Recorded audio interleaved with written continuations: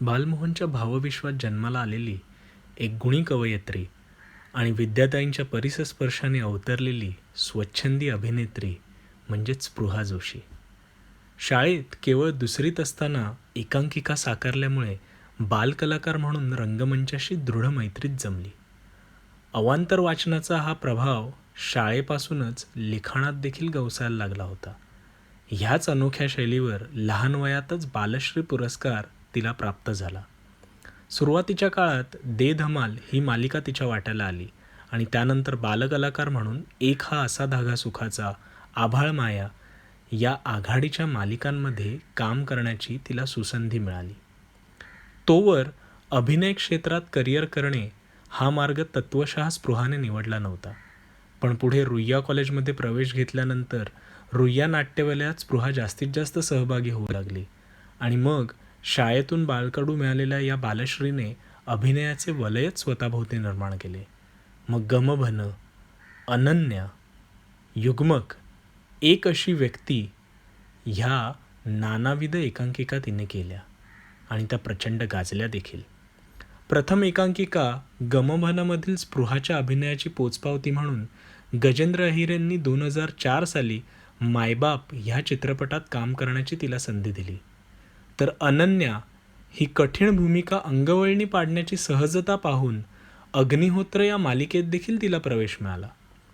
यात 2009 साली स्पृहाचा चांदणचुरा हा काव्यसंग्रह प्रकाशित झाला. पुढील प्रवासात सुबक नाट्यसंस्थेचे लहानपण देगा देवा ह्या व्यावसायिक नाटकात काम करण्याची नामी संधी तिला चालून आली आणि तिथून अभिनय क्षेत्र हेच जीवनरूपी शस्त्र हे जणू तिने निश्चितच केले आणि मग स्पृहाचा रंजक प्रवास हा खऱ्या अर्थाने सुरू झाला. 2011 साली मोरया या चित्रपटात एक अभिनेत्री म्हणून ती प्रेक्षकांसमोर आली आणि तितकीच सर्वांना भावली देखील. तसेच 2012 साली एका लग्नाची दुसरी गोष्ट यातील कुहू या अल्लड पात्रामुळे स्पृहाची वेगळीच ओळख निर्माण झाली. तदनंतर उंच माझा झोका या मालिकेतील रमाबाईंच्या साकारण्यास अत्यंत अवघड अशा भूमिकेला स्पृहाने निकटचा स्पर्श केला आणि समस्त प्रेक्षकांना तो तितकाच भावला. त्यानंतर 2013 साली एका लग्नाची तिसरी गोष्ट यातील भूमिकेमुळे स्पृहा लोकप्रियतेच्या शिखरावर पोचली आणि मग पेईंग घोस्ट हा चित्रपट, तसेच बायोस्कोप हा 4 लघुकथा असलेला 4 कवितांवर आधारित चित्रपट, यात तर एक होता काऊ या कवी किशोर कदम यांच्या कवितेवर आधारित एक व्यक्तिरेखा स्पृहाने साकारली. त्यानंतर 2015 साली स्पृहाचा लोपामुद्रा हा काव्यसंग्रह प्रकाशित झाला आणि कवयित्री व लेखिका म्हणून सुद्धा स्पृहाने दखल घेण्यास सर्वांनाच भाग पाडले. याच दरम्यान समुद्र आणि डोंट वरी बी हॅप्पी ही व्यावसायिक नाटकेसुद्धा तितकीच गाजली. मग लॉस्ट अँड फाउंड, मला काहीच प्रॉब्लेम नाही, होम स्वीट होम आणि देवा ह्यासारख्या चित्रपटातून दरवेळेस नव्या स्वरूपात स्पृहा प्रेक्षकांसमोर आली आणि तिचा हा कार्यप्रवास उत्तरोत्तर बहरतच गेला. आणि म्हणून निव्वळ मराठीतच नव्हे तर हिंदीतील सध्याची आघाडीची वेबमालिका ही स्पृहाची पहिली हिंदी वेबमालिका असून देखील त्यात देखील तिने अभिनयाच्या उत्तम छटाच दाखवल्या आणि भारतातील सर्वाधिक लोकप्रिय वेबमालिका म्हणून रंगबाजने नावलौकिक मिळवला. स्पृहाने अभिनेत्री म्हणून मजल तर मारलीच, पण एक कवयित्री म्हणून सुद्धा ती सतत कार्यरत राहिली आणि बावरे प्रेम या गाण्यासाठी तिला सर्वोत्कृष्ट गीतकारासाठी मिर्ची म्युझिक अवॉर्ड मिळाला. तसेच अभिनेत्री म्हणून अनेक पुरस्कारांनी तिला गौरवण्यात आले. त्यापैकी 2015 साली झी नाट्यगौरव सोहळ्याअंतर्गत समुद्र या नाटकासाठी the most natural performance of the year, तसेच अखिल भारतीय नाट्य परिषदेचा गुणवती पुरस्कार आणि 2015 साली महाराष्ट्राचे फेवरेट गीत म्हणून डबल सीट या चित्रपटासाठी किती सांगायचंय मला या गाण्यास सर्वोत्तम गीतकार असे पुरस्कार तिला प्राप्त झाले. उत्तम लेखणीची छाप म्हणून सकाळ वुमन इम्पॅक्ट अवॉर्डने सुद्धा स्पृहाला गौरवण्यात आले. 2019 साली वेलकम होम चित्रपटासाठी तिला सर्वोत्कृष्ट सहाय्यक अभिनेत्री या पुरस्काराने गौरवण्यात आले. नुकत्याच पार पडलेल्या कलर्स अवॉर्ड सोहळ्यात सूर नवा ध्यास नवा या कलाबाह्य कार्यक्रमात सर्वोत्कृष्ट निवेदन म्हणून स्पृहाला पुरस्कृत करण्यात आले. अशा या अष्टपैलू कारकिर्दीचा सूर गवसलेल्या आणि अभिनयाचा ध्यास घेतलेल्या बालमोहनच्या कन्येला आम्ही बालमोहनकर परिवाराचा हा एक मानाचा मुजरा. नमस्कार मित्रहो, मी स्पृहा जोशी. आज आपल्या बालमोहन विद्या मंदिर शाळेबद्दल मला काय काय वाटतं ते बोलायला तुम्हा सगळ्यांशी शेअर करायला बसले आहे. आणि खरं सांगायचं तर इतक्या गोष्टी मनात येऊन जात आहेत की नक्की कुठकुठल्या गोष्टी सांगाव्या हे सुचेनासं झालं आहे. माझ्यासाठी आपली शाळा हे एक दुसरं घर असल्यासारखं होतं. खरं तर आपल्या शाळेची अख्खी जी परंपरा आहे ती दादासाहेब रेगेंच्या दूरदृष्टीने त्यांनी अशा पद्धतीने ही सगळी मूठ बांधली होती की जिथं मुलांना आल्यानंतर त्यांच्या घरात आल्यासारखंच वाटावं, त्यांना कुठेही परकं वाटू नये. आणि त्याच पद्धतीने खरं तर तशा पद्धतीचं शिक्षण घेत आपण सगळेजणं मोठे झालो. माझ्यासाठी माझी आई याच शाळेत, माझी मावशी याच शाळेत, मी बालमोहनमध्येच, माझी धाकटी बहीण बालमोहनमध्येच, असे आम्ही सगळेजण बालमोहनकर असल्यामुळे आम्हा सगळ्यांचं बालमोहन विद्या मंदिर या संस्थेशी एक विलक्षण नातं आहे. मी पासआउट झाले ते वर्ष होतं 2005. खरं तर आता विश्वासच बसत नाही की इतकी वर्ष होऊन गेली. म्हणजे आता आपण 2020मध्ये आहोत. 15 वर्ष होऊन गेली शाळा सोडल्याला. हे आधी पचायला जड जातं. आनंद या गोष्टीचा आहे की आजही शाळेत झालेले जे सगळे मित्रमैत्रिणी होते ते आम्ही तितकेच एकमेकांच्या टचमध्ये आहोत. एकमेकांशी घट्ट नातं जोडलं गेलं आहे. असं म्हणतात की शाळेमध्ये जी मैत्री तयार होते ती पुढच्या आयुष्यात कधीच आपल्या मनातनं पुसली जात नाही. आणि आम्हा सगळ्यांच्या बाबतीत तसंच घडून आलं. 8वी बच्या वर्गात जे आम्ही सगळेजण एकत्र आलो ते आजही त्यातल्या काही निवडक जणांचा आमचा खूप घट्ट ग्रुप आहे. आणि त्यातले काही लोक आता अमेरिकेत आहेत, तरीसुद्धा तिथूनही व्हर्च्युअली का होईना पण आम्ही सतत भेटत असतो, एकमेकांशी बोलत असतो, आम्हाला चैन पडत नाही. तर अर्थात ही मैत्री तुम्हीही तितकीच अनुभवली असणार आहे जितकी ती मी अनुभवली. या शाळेनी अनेक उत्तमोत्तम शिक्षक दिले आणि खरं तर उत्तम शिकवणारे शिक्षक लाभणं ही अधिक फार मोठी गोष्ट असते. कारण त्यानिमित्ताने अभ्यासातला रस टिकणं किंवा पार पुसला जाणं हे दोन्ही त्याच वेळेला घडतं. माझ्यासाठी आम्हाला संस्कृत शिकवणाऱ्या गोखलेबाई असतील, इंग्लिशच्या दाणीबाई असतील किंवा दांडेकरबाई असतील, ह्या सगळ्या शिक्षकांचं महत्त्व माझ्या लेखी खूप जास्त आहे. आणि अर्थात अशी नावं किती जणांची घ्यायची, कारण पाटील सर आहेत, सरोदे सर किंवा आपले पीटीचे अटाळे सर, ही सगळी माणसं आय थिंक कधीच मनातनं जाऊ शकत नाहीत. किंवा शिल्पाताई, आपल्या संगीत शिक्षिका, मुंबरे सर संगीत शिक्षक, या सगळ्यांनी कुठे ना कुठेतरी मनावरती प्रचंड परिणाम केलेला आहे. आणि एक व्यक्ती तर माझ्यासाठी बालमोहन म्हटलं की ती व्यक्ती, हे तर समीकरण घट्ट आहे, पण माझ्या मते मी त्यांच्याबद्दल वेगळ्याने बोलेनच. पण या सगळ्या शिक्षकांनी एखादा विषय आपल्याला पूर्णपणे आवडेल कसा त्याची गोडी लावली. आणि कदाचित अभ्यासातला जो रस होता त्याच्यामुळे तो टिकूनही तितकाच राहिला. शाळेने माझं प्रचंड कौतुक केलं आहे. म्हणजे मी अगदी 2री-3रीत असल्यापासून वेगवेगळ्या स्पर्धांमध्ये भाग घ्यायचे. तेव्हा बऱ्याचदा शाळेचे तास अटेंड करता यायचे नाहीत, पण तरीसुद्धा कधीच शिक्षकांनी कुठल्या असं नाही म्हटलं मला की हे काय चाललंय फालतूपणा. म्हणजे लिटरली मला आठवतं की शाळेच्या तासांच्या वेळांमध्ये आपल्या हॉलमध्ये मी रिहर्सल्स केल्या आहेत. विद्याताईंबरोबर असतील किंवा बाकी कुठल्याही स्पर्धेला आम्ही जाणार असू तर अगदी सायन्स एक्झिबिशनपासनं ते समूहगीत गान स्पर्धेपर्यंत आणि हस्ताक्षर स्पर्धेपासून ते बालश्री स्पर्धेपर्यंत सगळ्या पद्धतीच्या स्पर्धांमध्ये विविध गुणदर्शन सादर करण्याची संधी मला आपल्या शाळेमुळे मिळाली. आणि मला वाटतं पुढच्या आयुष्यातलं अख्खं फाउंडेशन माझं शाळेत आपल्या तयार झालं.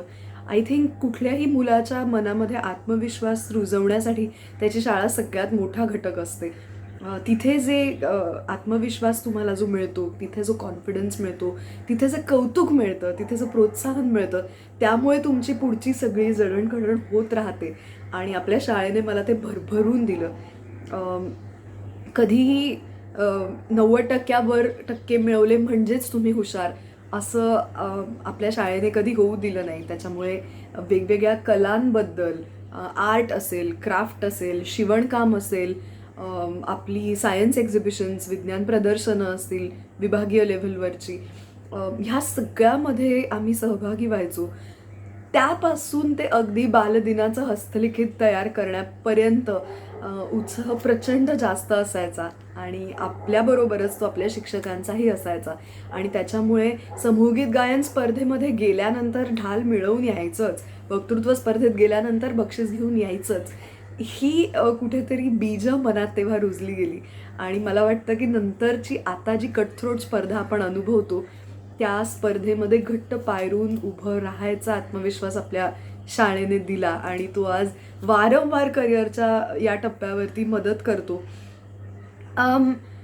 आपल्या शाळेमधला सगळ्यात माझा आवडता भाग जर कुठला असेल तर त्याही खूप गोष्टी आहेत. म्हणजे कुठल्या शाळेमध्ये मातृदिन साजरा होतो मला नाही माहिती.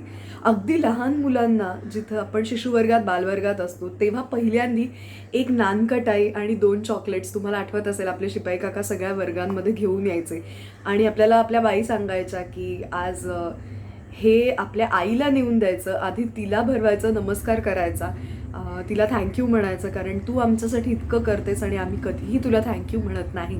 तर त्या निमित्ताने, या मातृदिनाच्या निमित्ताने ही आमची तुला भेट आहे. हा विचार असेल किंवा श्रावणामधले आपले सगळे सण साजरं करणं असेल, मग अगदी दहीहंडीपासून ते शुक्रवारी चणे हातावर मिळणं किंवा उन्हाळ्याच्या दिवसांमध्ये सगळ्या मुलांनी खाली जायचं आणि कलिंगडाची एक फोड आणि एक आंबा डाळ त्यांना खायला देणं, हे मी दुसरीकडे कुठेही पाहिलेलं नाही. किंवा अगदी तिळगुळ 10वीतल्या मुलींनी बापू सरांच्या घरी जाऊन तिळगुळ करायचे आणि मग दुसऱ्या दिवशी सगळ्यांना ते तिळगुळ द्यायचे. ह्याच्यातला आनंद किती सुंदर होता. नवरात्र जेव्हा सुरू व्हायचं तेव्हा तुम्हाला आठवतंय आपण सगळे कुंड्यांमध्ये धान्य पेरायचो. म्हणजे धणे असतील किंवा अशी छोटी छोटी मटकी असेल. मला आठवतंय प्रत्येक वर्षी एक वेगळं धान्य पेरायची चढाओढ असायची. मग पुढचे 9 दिवस ते झाड कसं वाढतंय, त्याला आपण पाणी देतोय ना, त्याला नीट ऊन मिळतंय ना, ह्याच्याकडे निगुतीने लक्ष द्यायचं आणि मग छानसं तरारलेलं ते रोपटं घेऊन एका नव्या ऋतूच्या स्वागतासाठी दसऱ्याच्या दिवशी ते रोप घेऊन शाळेत जायचं.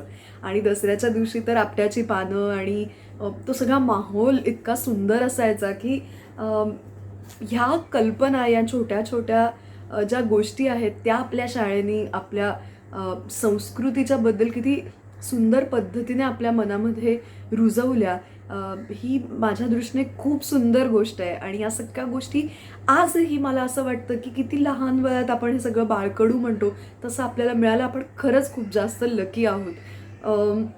दुसरी एक मला आवडणारी गोष्ट म्हणजे अर्थात 14 जानेवारीला साजरा होणारा आपला बालदिन. कारण त्याच्या मागचा विचार इतका सुंदर आहे की श्रीमंत असो किंवा गरीब, कुठल्याही घरातनं एखादं मूल आलेलं असेल, त्या प्रत्येकाला कदाचित त्याचा वाढदिवस साजरा करता येत नसेल, पण तो एक दिवस हा सगळ्या मुलांचा सामुदायिक वाढदिवस.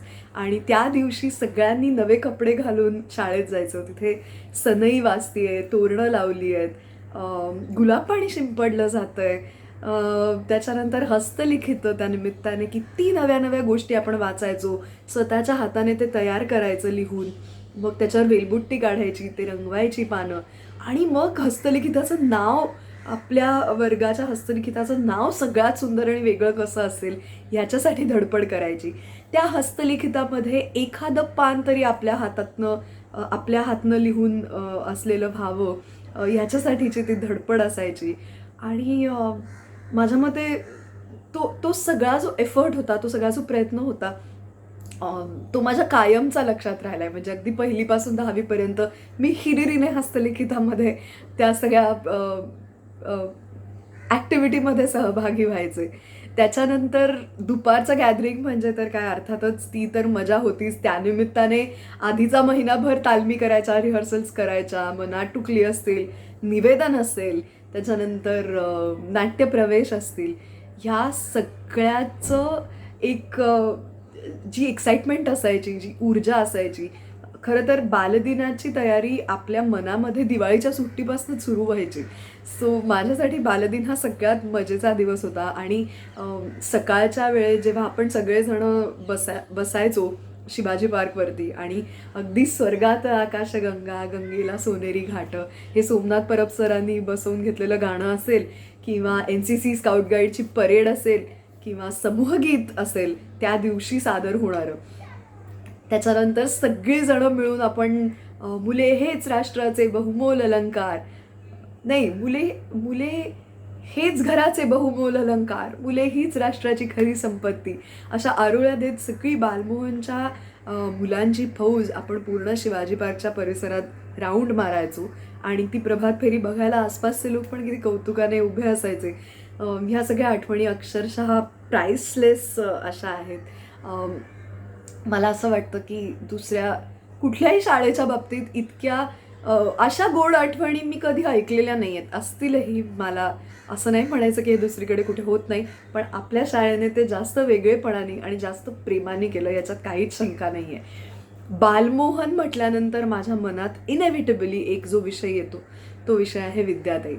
आम्ही जे सगळे कलाकार आहोत, अगदी अतुल परचुरे, सुकन्या मोने यांच्यापासनं, किंवा त्यांच्याही कदाचित आधीपासून सुरू झालेली ही सगळी जी ट्रेडिशन आहे ती अगदी माझ्यापर्यंत किंवा माझ्यानंतर सुद्धा आता जी मुलं काम करत आहेत, त्या सगळ्यांमधला एक कॉमन धागा जो आहे तो आहे विद्याताईंचा. आणि माझ्या मनात त्यांच्यासाठी एक कायमची स्पेशल जागा आहे.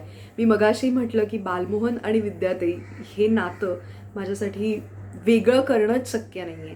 विद्याताईंनी, मी दुसरीत असताना मला माझं पहिलं नाटक करायला दिलं, दिनूचं बिल नावाचं.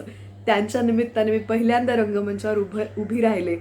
मला लिहिता येतंय हे बालश्री स्पर्धेला जबरदस्तीने पाठवून मला विद्याताईंनी जाणवून दिलं. तो तो आत्मविश्वास त्यांनी मला दिला. आज मी जे काही आहे, जे काही करते आहे, ते सगळं विद्याताईंमुळे आहे. कारण जर त्या नसत्या तर ना मला सूत्रसंचालन करण्याचा आत्मविश्वास मिळाला असता, ना मला कविता करता येत आहेत हे पहिल्यांदी माझ्या लक्षात आलं असतं, आणि ना ज्या अभिनय क्षेत्रामध्ये आज अतिशय आवडीने मी माझं करिअर घडवायचा प्रयत्न करते ती एक वेगळी वाट मला चोखाळता आली असती. त्याच्यामुळे माझ्यासाठी बालमोहन म्हणजेच विद्याताई आणि विद्याताई म्हणजेच बालमोहन असंच समीकरण आहे. या अख्ख्या 1ली ते 10वीच्या प्रवासात इतक्या आठवणी आहेत शाळेशी निगडीत असलेल्या की त्या एवढ्याशा एका व्हिडिओमध्ये सांगणं शक्य नाही. पण आपल्या शाळेचा बटाटेवडा ह्याला जगात कुठेही तोड नाही आहे. त्याच्यामुळे आणखी एक महत्त्वाची आठवण म्हणजे संजू काकांची. आज ते आपल्यात नाही आहेत, पण संजू काकांनी जे आमचं सगळ्यांचं कौतुक केलं आहे ते कल्पनेपलीकडचं आहे. आम्ही संजू काकांना डायरेक्ट जाऊन सांगायचो की तालीम करतोय, विद्याताईंकडे तालीम चालली आहे हॉलमध्ये, त्याच्यामुळे बटाटेवडे पाहिजेत, पैसे नंतर देतो. आणि नंतर आम्ही कधीच पैसे त्यांना दिलेले नाहीत आणि त्यांनी सुद्धा ते समजून कधीच आमच्याकडनं ते पैसे मागितलेही नाहीत. विद्याताई आपल्या खर्चाने आम्हाला सगळ्यांना खाऊ पिऊ घालायच्या अगदी. आणि ही गोष्ट संजू काकांना पण चांगली माहिती होती, त्याच्यामुळे ते कौतुकाने बघायचे, ते रिहर्सलसुद्धा बघायचे. आणि नंतरसुद्धा 1-2दा शाळेत जेव्हा गेले होते तेव्हा त्यांना भेटले आणि मी नंतर काय करते हे जाणून घ्यायची त्यांनासुद्धा उत्सुकता होती. आज शाळेतलं जर का सगळ्यात काही मिस करत असेल ना तर ते हेच आहे. मला पुन्हा त्या बेंचवर जाऊन बसायचं आहे. मला पुन्हा एकदा संस्कृत, इंग्लिश, मराठी, इतिहास हे सगळे तास अटेंड करायचे. त्या वयाचं होऊन त्या मित्रमैत्रिणींसोबत पुन्हा ती सगळी मजा करायची. डबे शेअर करायचे मधल्या सुट्टीमध्ये. मला आठवतंय माझ्या शाळेतल्या मित्रमैत्रिणींच्या आया मला वेगळा डब्बा पाठवायच्या त्यांच्या जोडीने आणि ती गंमत होती, ती मजा होती. मला असं वाटतं की आज ह्या व्हिडिओचा शेवट करताना मी माझी कविता ऐकवणार आहे. ती अशी की मी सेंड ऑफला, आपल्याला तर माहिती आहे आपल्या 10वीचा जो सेंड ऑफ असतो सगळ्यांनाच कल्पना आहे तुम्हाला की एक कोणीतरी भाषण करतं त्या सेंड ऑफच्या दिवशी विद्यार्थी प्रतिनिधी म्हणून. तर ते करायची संधी मला मिळाली होती आणि माझ्या 10वीच्या सेंड ऑफला जी कविता मी सादर केली होती ती आज ऐकवते. शाळेचा निरोप घेताना. ही आवडते मज मनापासून शाळा, लाविते लळाही जसा माऊली बाळा. आचार्य अत्र्यांची ही ओळ आज मला आठवते. आचार्य अत्र्यांची ही ओळ आज मला आठवते. निरोप समारंभाच्या वेळी आज माझं मनोगत सांगू इच्छिते. बालमोहन विद्यामंदिर. बाळ गंगाधर टिळक आणि मोहनदास करमचंद गांधी आदर्श यांचे नावातूनच शाळा आम्हाला सांगी. प्रवेशद्वारावर दादांची हसरी मूर्ती आशीर्वाद देते. प्रवेशद्वारावर दादांची हसरी मूर्ती आशीर्वाद देते. भली मोठी रांगोळी सुस्वागतम म्हणते. मनावरची जळमट संस्कार प्रार्थना दूर करते. ऐश्वर्य सत्ता नाही निरलस मन मागायला शिकवते. चला मित्रांनो थोडेसे भूतकाळात जाऊया. चला मित्रांनो थोडेसे भूतकाळात जाऊया. 12 वर्षांपूर्वीचे दिवस जरासे आठवूया. जून महिन्यात रिमझिम रिमझिम पाऊस बरसत होता. छोट्याशा आपल्या डोळ्यातूनही अश्रूंचा झरा वाहत होता. कारण सर्वांप्रमाणेच एक सुंदर वळण आपल्याही आयुष्यात आलं होतं. शाळेत जायचं हे वारं आपल्याही घरात शिरलं होतं. रडत रडतच बालमोहनमध्ये आपली स्वारी आली. रडत रडतच बालमोहनमध्ये आपली स्वारी आली आणि शाळा नकळत दुसरं नव्हे पहिलं घर बनली. शैलाताई नंदिनीताई आपल्याच होऊन गेल्या. शैलाताई नंदिनीताई आपल्याच होऊन गेल्या. आईबाबांच्या कागाळ्याही त्यांनाच कळू लागल्या. 1ली ते 4थीची वर्ष नंतर अत्तरासारखी उडून गेली. 1ली ते 4थीची वर्ष नंतर अत्तरासारखी उडून गेली. मित्रमैत्रिणींची मात्र हळूहळू पक्की गट्टी जमली. धमाल मस्ती मजा करत आपण दोस्तांनो 8वीत आलो. धमाल मस्ती मज्जा करत आपण दोस्तांनो 8वीत आलो. शाळेच्या अंगणात बागडताना आपणही मोठे झालो. कविता पाढे गीतेचे अध्याय रोज म्हणू लागलो. ज्ञानेश्वरच काय पण पाडगावकरांनाही भेटलो. भूगोलाच्या साहाय्याने जगाची सफर करून झाली. सावरकर भगतसिंगांची चरित्र वाचून राष्ट्रप्रेमाची ज्योत चेतवली. भूमिती हिशोबातून आपल्या शाळेने व्यवहार ज्ञान दिलं. भूमिती हिशोबातून आपल्या शाळेने व्यवहार ज्ञान दिलं. पण त्याचबरोबर व्यवहार जगता जगता कोरडं व्हायचं नाही आणि भावनेच्या भरात व्यवहारही विसरायचा नाही हे बाळकडूही पाजलं. जिज्ञासेला आपल्या इथेच खतपाणी मिळालं. जिज्ञासेला आपल्या इथेच खतपाणी मिळालं. स्वतंत्रपणे विचार करणं म्हणूनच आज शक्य झालं. उत्तमोत्तम शिक्षक इथे आपल्याला लाभले. उत्तमोत्तम शिक्षक इथे आपल्याला लाभले. शिकवणारा क्षमाशील कनवाळू तो शिक्षक हे पूर्णपणे पटले. वेळोवेळी कौतुक करून आपलं मनोबल त्यांनी वाढवलं. दृष्ट लागण्यासारखं खेळीमेळीचं वातावरण इथे निर्माण झालं. अक्षरशः आई वडिलांची माया आपल्याला गुरुजनांनी दिली. अक्षरशः आई वडिलांची माया आपल्याला गुरुजनांनी दिली. इतर सगळी कृत्रिमता कधीच गळून गेली. फक्त गुरुजनच नाही, शिपाई काकांनीही दुखल्या खुपल्यावर प्रेमाने सहकार्य केलं. पैसे नसतानाही संजू काकांनी कॅन्टीनमध्ये अनेकदा खाऊ घातलं. तरी वेळप्रसंगी आम्हाला ओरडलं गेलं. अनेकांनी तर खाल्ला मार. पण जाणून आहोत आम्ही जो प्रेम करतो त्यालाच असतो ओरडण्याचा अधिकार. आठवतायत युनिफॉर्म बॅज बूट हेअरबँड असे काही जाचक वाटणारे निर्बंध. पण लगेच त्यांची जागा घेते त्यातून दिसणारी एकता आणि छोट्या छोट्या गोष्टीतही मित्रमैत्रिणींसोबत लुटलेला आनंद. आज मात्र वाटते हुरहुर. आज मात्र वाटते हुरहुर. उद्यापासून आम्ही शाळेचा युनिफॉर्म घालणार नाही, दप्तर भरणार नाही. वेळेवर या, नीट वागा असं कोणीच आम्हाला सांगणार नाही. वक्तृत्व स्पर्धांची तयारी, गाण्यांच्या तालमी, नाटकांच्या प्रॅक्टिस सगळं आता इतिहास जमा होणार. दोस्तांनो आपण या शाळेतून आता खरोखरच बाहेर पडणार. आपल्या शाळेने आपल्याला काय दिलं नाही? आपल्या शाळेने आपल्याला काय दिलं नाही? आटोकाट प्रेम दिलं, ज्ञानाचं दान दिलं, संवेदनशीलतेचं भान दिलं, संस्कारांनी शिगोशीग भरलेली शिदोरी दिली आणि इतरांमध्ये आत्मविश्वासाने उभं राहण्याची हिंमत दिली. यापुढे जरी आपल्यासोबत बालमोहनचा विद्यार्थी अशी ओळख देणारा बॅज नसेल तरी बालमोहननेच आपल्याला दिलेलं स्वतंत्र व्यक्तिमत्व मात्र नक्की असेल. मोठे झाल्यावर आमच्यापैकी कित्येक जण नक्कीच मिळवतील जागतिक सन्मान. मोठे झाल्यावर आमच्यापैकी कित्येक जण नक्कीच मिळवतील जागतिक सन्मान. आपण बालमोहन परिवाराचेच आहोत याचा जगाच्या पाठीवर कुठेही गेलो तरी आम्हा सर्वांना नेहमीच असेल सार्थ अभिमान. आम्हाला माहिती आहे आम्ही कुठेही असलो तरी आनंदी राहावं हीच असेल तुमची इच्छा. आम्हाला माहिती आहे आम्ही कुठेही असलो तरी आनंदी राहावं हीच असेल तुमची इच्छा. मात्र त्यासाठीच आम्हा सर्वांतर्फे मागते आपल्या आशीर्वादपर शुभेच्छा. 27/12/2004 ला केलेली ही कविता, माझ्या सेंड ऑफच्या आदल्या रात्री केलेली ही कविता आज या निमित्ताने तुम्हा सगळ्यांशी शेअर केली. आम्ही बालमोहनकर या उपक्रमासाठी मी मनापासून शुभेच्छा देते, कारण आज त्यानिमित्ताने शाळेबद्दल मला काय काय वाटतं हे सगळं सांगितलं, भरभरून बोलता आलं. या यूट्यूब चॅनलला आणि फेसबुक पेजला नक्की लाईक आणि सबस्क्राईब करा आणि शेअर करा. तुमचीच एक बालमोहनकर. थँक्यू.